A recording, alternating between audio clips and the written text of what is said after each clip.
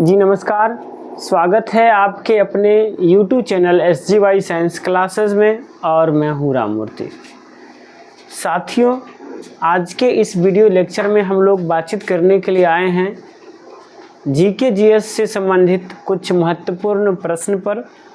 और आज के इस वीडियो सीरीज में हम लोग जीके जीएस के साथ साथ मैथमेटिक्स यानी गणित के भी कुछ महत्वपूर्ण प्रश्न पर डिस्कस करेंगे।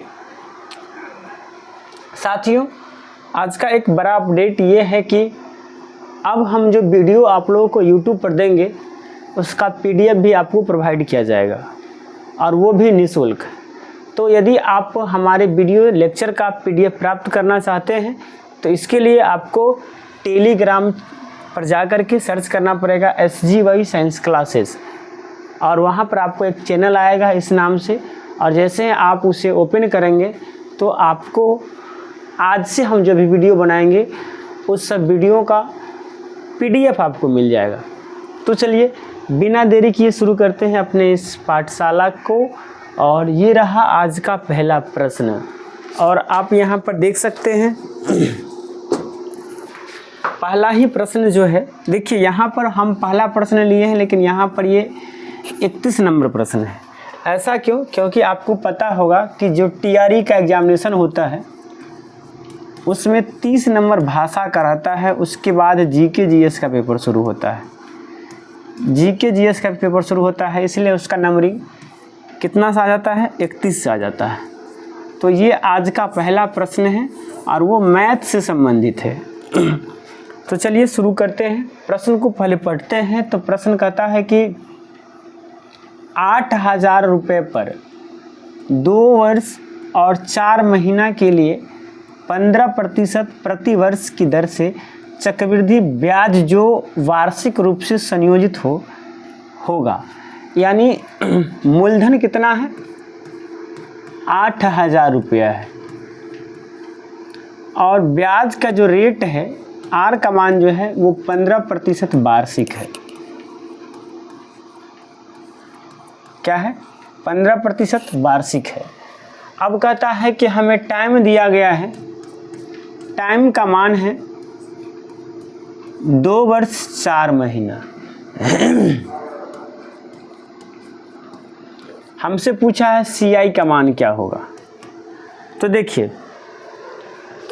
2 वर्ष तो सही है, लेकिन 4 महीना को यदि हम कहें तो इस 4 महीना को क्या कह सकते हैं? 1/3 वर्ष। क्या कह सकते हैं? 1/3 वर्ष। अब आप कहेंगे ये कैसे आप ले आएँ?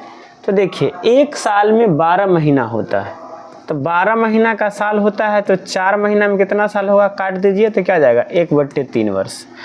यानी एक साल का 1/3 में 4 माह होता है। अब एक बात बताते हैं, चक्रवृद्धि ब्याज जो है, अब मान कर चलिए ये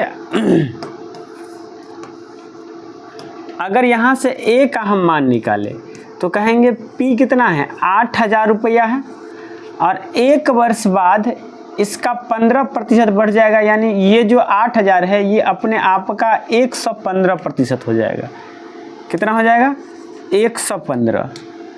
यानी 8,000 का 115% हो जाएगा। ये साल भर का होगा। फिर दूसरा साल जो होगा वो इस पूरा का 115% होगा। अब बात आती है कि उसके बाद 4 महीना का मतलब 1/3 वर्ष। तो 1 वर्ष में बढ़ता है 15%, तो 1/3 वर्ष में कितना बढ़ेगा? 1/3 वर्ष में बढ़ेगा 1/3 गुने 15%। इसे काटेंगे तो कितना बढ़ जाएगा? 5%। यानी अब इस पूरे का कितना प्रतिशत हो जाएगा? 105%। जब हम प्रतिशत हटाते हैं तो बट्टा में 100 लगाते हैं, तो यहाँ क्या हो जाएगा?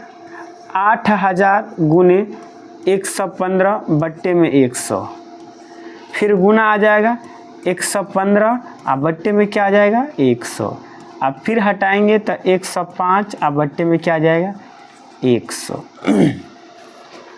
अब देखिए ये 3 गो जीरो से ई 2 गो जीरो और ई 0 ख़त्म। इसे 2 से काटेंगे तो ये 5 आएगा, इसको 2 से काटेंगे तो ये 4 आएगा। इसको 5 से काटेंगे तो 23 मरतबे ख़त्म। इस 4 से इसको काटेंगे तो 25 मरतबे ख़त्म। इसको 5 से काटेंगे तो ये आ जाएगा 21, इसको काटेंगे तो ये आ जाएगा 5। इस 5 से इसको काटेंगे तो ये आ जाएगा 23। यानी कहने का मतलब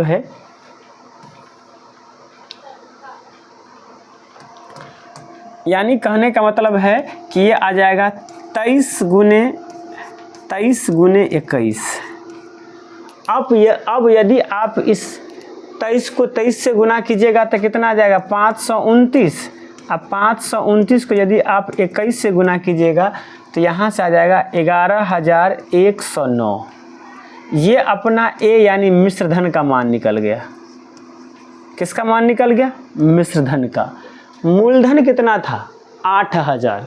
इसमें से अगर मूलधन 8,000 घटा दे, क्या करें? घटा दे, तो यहाँ से क्या निकल जाएगा? 3,109। ये अपना क्या निकल जाएगा? CI यानी चक्रवृद्धि ब्याज। यानी कुल मिलाकर यहाँ से ऑप्शन नंबर ए जो है वो सही हो जाता है। चलिए अगले प्रश्न की ओर चलते हैं। अगला प्रश्न कहता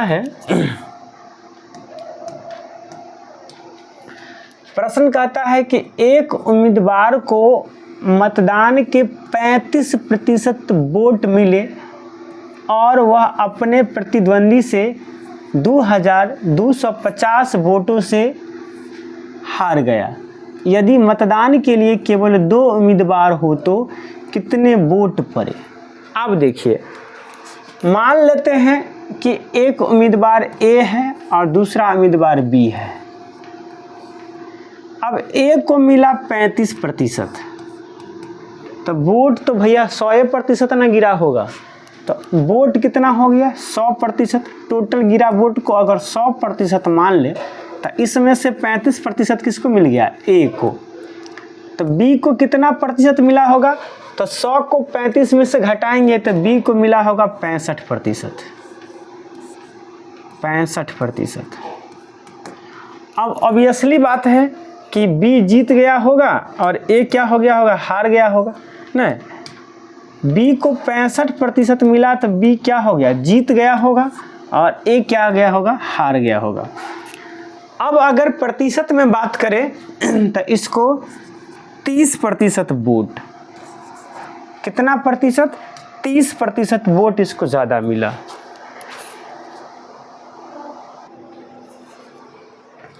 इसको 30% वोट क्या मिला? ज़्यादा मिला। इसको 30% वोट क्या मिला? कम मिला। इसी 30% से हारा है। तो अब कहता है ये 30% से हारा है, लेकिन इस 30% में वोट का मान कितना है? 2,250। यानी इस 30% का वैल्यू है 2,250। तो अगर 1% का मान हमसे पूछे तो 1% कितना आ जाएगा? तो कहेंगे 2,250/30। हमसे पूछा है कि कितने मत पड़े, तो टोटल मत कितना पड़ा था? 100%। तो 100 से दोनों तरफ गुना कर देंगे तो कहेंगे 100% बराबर 2,250/30 गुने 100। 0 से 0 ख़त्म, इसको काटेंगे ये 75 मरतबे कटेगा। 75 को 100 से गुना करेंगे, यानी टोटल वोट 7500 पड़ा था। यानी बी नंबर आंसर सही है। बी नंबर आंसर क्या है? सही है। चलिए अगले प्रश्न की ओर चलते हैं। अगला प्रश्न जो है कहता है कि यदि किसी समांतर श्रेणी में पहले 14 पदों का योगफल 1050 है और इसका प्रथम पद 10 है तो इस समांतर श्रेणी की 20वां पद क्या होगा? अब यहाँ पर बात आई है एपी। एपी जिसे हम लोग कहते हैं शॉर्ट में अर्थमेटिक प्रोग्रेशन, इसे समांतर श्रेणी हिंदी में कहते हैं। क्या कहते हैं? समांतर श्रेणी या समांतर श्रेणी भी आप इसे कह सकते हैं। इससे संबंधित कुछ बातें याद रखने की ज़रूरत है। अब वो बातें क्या हैं? तो जैसे कि इसमें जो पहला पद होता है, इसे हम लोग ए के द्वारा व्यक्त करते हैं। पदांतर जो होता है, पदांतर या इसे सार्वंतर भी कहते हैं, पदांतर या सार्वंतर, इसे हम लोग डी से व्यक्त करते हैं। nवें पद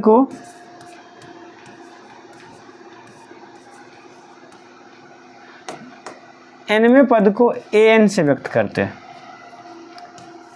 nवें पद का योग, n में n पदों का योग, n पदों का योग, इसके लिए हम लोग Sn का प्रयोग करते हैं।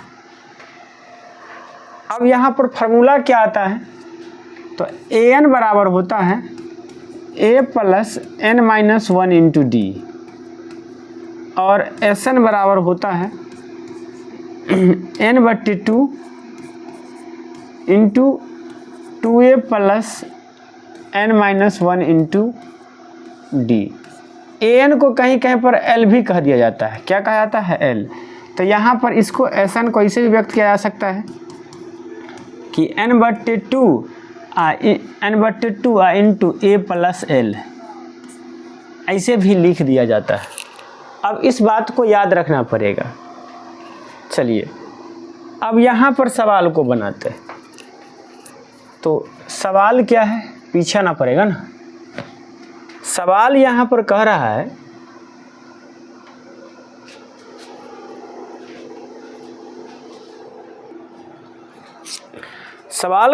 है कि किसी समांतर श्रेणी में पहले 14 पद का योग, तो 14 पद का योग तो हो गया S14, और S14 का योग क्या है? 1050। तब फार्मूला क्या होता है? n into 2a plus n minus 1 into D. तो इसका मान क्या हो गया? 100। अब यहाँ पर देखेंगे तो n का मान कितना है? 14। तो कहेंगे 14/2, 2a का मान पता नहीं है, अब प्लस n का मान 14 है, तो 14 में से गया तो 13d बराबर क्या निकल गया? 1050। इसको काटेंगे तो ये 7 मरतबे कटेगा, इस 7 से इसको काटेंगे तो ये 150 मरतबे कटेगा। यानी यहाँ से हम कह सकते हैं कि 2a प्लस 13d का मान कितने निकल गया? 150। कितना निकल गया? 150। अब हमको कहता है कि इसका पहला पद 10 है। पहला पद 10 के मतलब a का मान 10 है, तो यहाँ पर रख देंगे तो ये कितने हो जाएगा? 10 गुने a तो ये हो जाएगा 20, 2 गुने 10 तो ये 20, अब प्लस 13d बराबर कितना? 150। इसको इधर लाएंगे तो ये क्या हो जाएगा? घट जाएगा। तो यहाँ क्या आ जाएगा? 13d बराबर 130। इसको काटेंगे तो d का मान कितना निकल गया? 10। हमसे क्या पूछा है? हमसे पूछा है 20वां पद। अब 20वां पद यानी a20 का मान हमसे पूछा है, तो a20 बराबर क्या कर सकते हैं? a प्लस 19d, क्योंकि फार्मूला तो यही कहता है। फार्मूला क्या कहता है? an बराबर a plus n minus 1 into D. Formula तो यही कहता है, तो इसीलिए ये निकल गया। अब यहाँ पर a का मान भी 10, अब प्लस 19 गुने d का मान भी 10, 10 अब प्लस 190, ये कितना निकल गया? 200। अब यहाँ पर आंसर कहाँ है? 200, सी नंबर ऑप्शन 200। चलिए अब हम लोग अगले प्रश्न की ओर चलते हैं। प्रश्न कहता है कि 10,000 रुपये मूल्य के एक गैजेट का मूल्य प्रतिवर्ष 10% के दर से घट रहा है। कितने वर्ष में इसका मूल्य घटकर 6,561 रुपया हो जाएगा? यानी कोई गैजेट अगर 100 रुपया का है तो वो 1 वर्ष बाद कितना रुपया का हो जाएगा? 90 रुपया का। यानी अगर 100% है तो अगले वर्ष 90% का हो जाएगा, और इसी क्रम में ये घटता है। और मान लेते हैं कि ये n बार घटा तो n के 90% के पावर n। अब हम ये मान लिए हैं कि n बार ये घटा यानी 90% के पावर n, तब इसका मान हो गया 6,561। अब यहाँ से हम लोग 6,561 रुपया हो गया। यहाँ से हम लोग कह सकते हैं अब 90%, तो किसका 90%? 10,000 का 90%। तो यहाँ पर लिखना पड़ेगा 10,000 का 90%, यानी 10,000 इसमें से क्या हुआ 90% प्रतिवर्ष 10% घटता है, तो 100 में से 90 हो जाता है। तो मान लेते हैं कि पहले साल 10,000 था, फिर 90% हो गया, फिर दूसरे साल उसका 90% हो गया, तीसरे साल उसका 90% हो गया, इस प्रकार से ये हो गया। तो यहाँ पर आ जाएगा 90% का मतलब बट्टे में 100। इधर जो 10,000 है ये उधर जाके कहाँ चला जाएगा? बट्टा में। तो यहाँ पर आप देख सकते हैं बट्टे 10,000, इसको काट सकते हैं। अब यहाँ देखिएगा तो 9/10 की पावर n का मान जो है वो 6,561/10,000 है। देखिए ऊपर वाला थोड़ा कैलकुलेटेड है तो उसको छोड़ दीजिए, नीचे वाला को मिलाइए। तो यहाँ पर क्या कह सकते हैं 10 के पावर 4 जो है ये 10,000 के बराबर है। यानी ऑब्वियसली बात है कि n का मान कितना आना चाहिए? 4 आना चाहिए। अब जैसे नीचे वाला बराबर हुआ n के मान 4 के लिए, तो n के मान 4 के लिए ऊपर वाला के बराबर होना पड़ेगा, नहीं तो ये सवाल गलत हो जाएगा। इसलिए यहाँ पर n का मान जो आ जाएगा 4 वर्ष, यानी सी आंसर हो जाएगा। यानी 4 वर्ष बाद इसका आंसर क्या मूल्य क्या आ जाएगा? 6,561 रुपया। चलिए फिर से एपी का एक बहुत अच्छा प्रश्न आप लोगों के सामने में। प्रश्न क्या कहता है जरा उसको पढ़िए और जवाब दीजिए। प्रश्न कहता है कि किसी समांतर श्रेणी का 17वां पद, तो समांतर श्रेणी का 17वां पद तो कहेंगे A17, 10वां पद से कितना अधिक है? 7 अधिक है, तो A17 माइनस A10 का मान कितना है? 7 है। तो उस समांतर श्रेणी के सर्वांतर D का मान पूछा है। तो देखिए यहाँ पर बहुत इजी प्रश्न है। A17 को हम लोग लिख सकते हैं A + 16D, और माइनस A10 को लिख सकते हैं A + 9D बराबर 7। यहाँ से काटेंगे तो A + 16D minus A - 9D बराबर 7। A से A कट गया, 16 में से 9 गया, 7D बराबर मान निकल गया 7। D का मान निकल गया 1। खत्म, ये सही आंसर। चलिए फिर से लग रहा है मैथ का ही सवाल है, इसे पढ़िए और जवाब दीजिए। क्या होगा इसका सही आंसर? कौन बताएंगे इस प्रश्न का जवाब? कहता है कि दो ट्रेन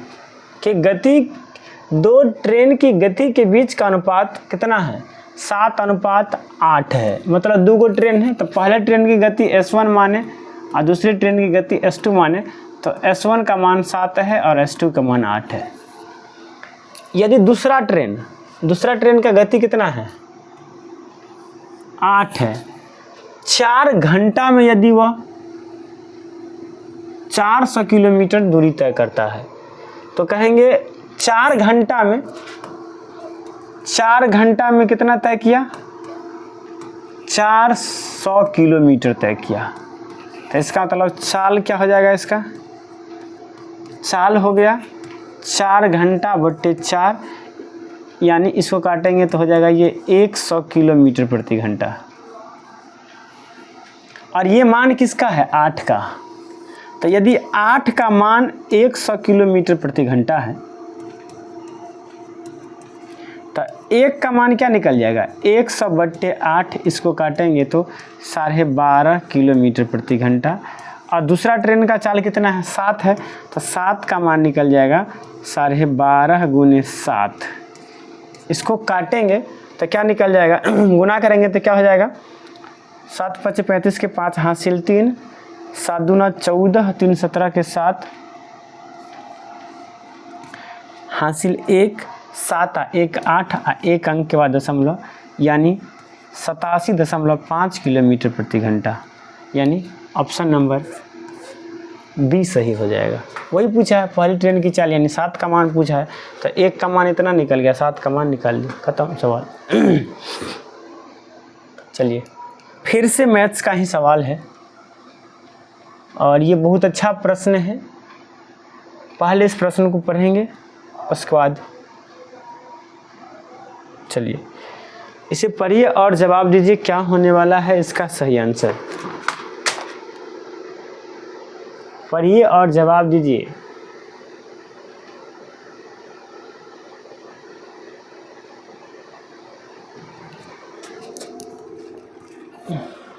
चलिए, वैसे ये परीक्षा में 38 नंबर प्रश्न था टीआरई में। हम पहले प्रश्न को पढ़ देते हैं। कहता है कि वह सबसे बड़ी संख्या, क्या पूछा है? सबसे बड़ी संख्या, यानी जिसे 1657 और 2737 से भाग देने पर, क्या करने पर? भाग देने पर,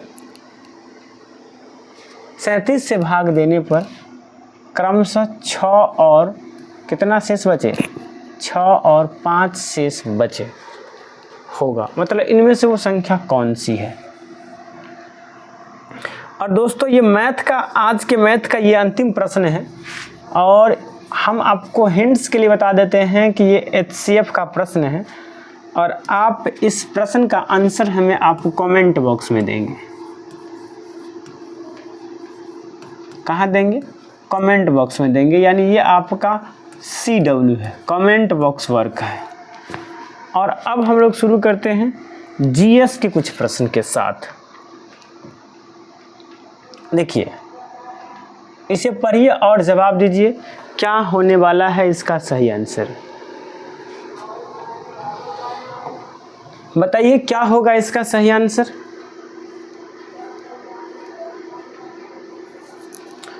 यहां पर प्रश्न कहता है कि मृत जीवी के अपघटक वायरस है, जीवाणु है, कवक है, उपयुक्त में से एक से अधिक है या उपयुक्त में से कोई नहीं है। तो इसका सही आंसर जो होने वाला है वो हो जाएगा उपयुक्त में से एक से अधिक, क्योंकि मृत जीवी के अपघटक में जीवाणु और कवक दोनों रहते हैं। क्या रहते हैं? मृत जीवी के अपघटक में जीवाणु और कवक दोनों रहते हैं। आप यहाँ पर देख सकते हैं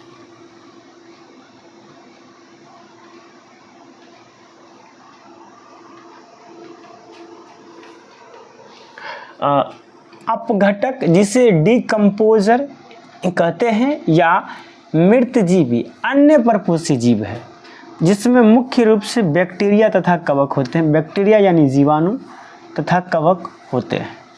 ये पोषण के लिए मृत कार्बनिक पदार्थ पर निर्भर रहते हैं। उपभोक्ता के समान अपघटक अपना भोजन निगलने के लिए अपना भोजन नहीं निगलते हैं, यानी उपभोक्ता क्या करते हैं? अपने भोजन को निगल जाते हैं, लेकिन जो अपघटक होते हैं वो अपने भोजन को नहीं निगलते, बल्कि वे अपने शरीर से मृत अथवा मृत प्राय पौधे तथा पशुओं के अवशेष पर विभिन्न प्रकार के एंजाइम उत्सर्जित करते हैं। वो क्या करते हैं? वे भोजन को निगलते नहीं हैं, बल्कि जो मृत या मृत प्राय पौधे होते हैं उस पर अपना एंजाइम को क्या करते हैं? उत्सर्जित करते हैं। अगले प्रश्न की ओर चलते हैं। तो अगला प्रश्न ये रहा आपके स्क्रीन बोर्ड पर। इस प्रश्न को देखिए और जवाब दीजिए क्या होने वाला है इसका सही आंसर। तो यहाँ कह रहा है कि विद्युत चुंबक का कोर बनाने के लिए सामान्यतः उपयोग किए जाने वाली सामग्री है नरम लोहा, स्टेनलेस स्टील, एल्यूमिनियम। उपयुक्त में से एक से अधिक या उपयुक्त में से कोई नहीं। जल्दी बताइए क्या होगा इसका सही आंसर। तो दोस्तों इसका जो सही आंसर है वो हो जाएगा नरम लोहा। क्या हो जाएगा? नरम लोहा। अब आप यहाँ पर देख सकते हैं, इस बात की जानकारी आप इस स्लाइड से प्राप्त कर सकते हैं। यहाँ आप देख सकते हैं कि नरम लोहा शीघ्र ही चुंबक बन जाता है और शीघ्र ही इसका चुंबक तो समाप्त भी हो जाता है। अस्थायी चुंबक बनाने के लिए नरम लोहा का उपयोग किया जाता है। विद्युत चुंबक नरम लोहे के ही बनाए होते हैं। विद्युत घंटी, ट्रांसफार्मर, कोर, डायनमो आदि में नरम लोहा का ही प्रयोग किया जाता है। अस्थायी चुंबक बनाने के लिए स्टील का उपयोग किया जाता है। उदाहरण के लिए लाउड स्पीकर, दिक्सूचक, गैल्वेनोमीटर आदि में अस्थायी चुंबक स्टील के ही बने होते हैं। लेकिन यहाँ पर एक बात कहा गया था, यहाँ पर कहा गया था स्टेनलेस स्टील, इसलिए हमने ये नहीं चुना। स्टील के बने होते हैं। तो दोस्तों, finally thank you for watching this video. इस वीडियो को देखने के लिए आपको बहुत बहुत धन्यवाद। आपको कैसा लगा हमारा ये वीडियो कमेंट बॉक्स में कमेंट करके ज़रूर बताइएगा। और अगर अच्छा लगा है तो आपसे एक छोटा सा रिक्वेस्ट है कि इसे लाइक कीजिए, और यदि आप हमारे इस चैनल पर नए हैं तो इसे सब्सक्राइब करके बेल आइकन को दबा दीजिए, और संभव हो तो दोस्तों को भी शेयर कीजिए। चलिए मिलते हैं नेक्स्ट वीडियो में। आज के लिए इतना ही। जय हिंद, जय भारत।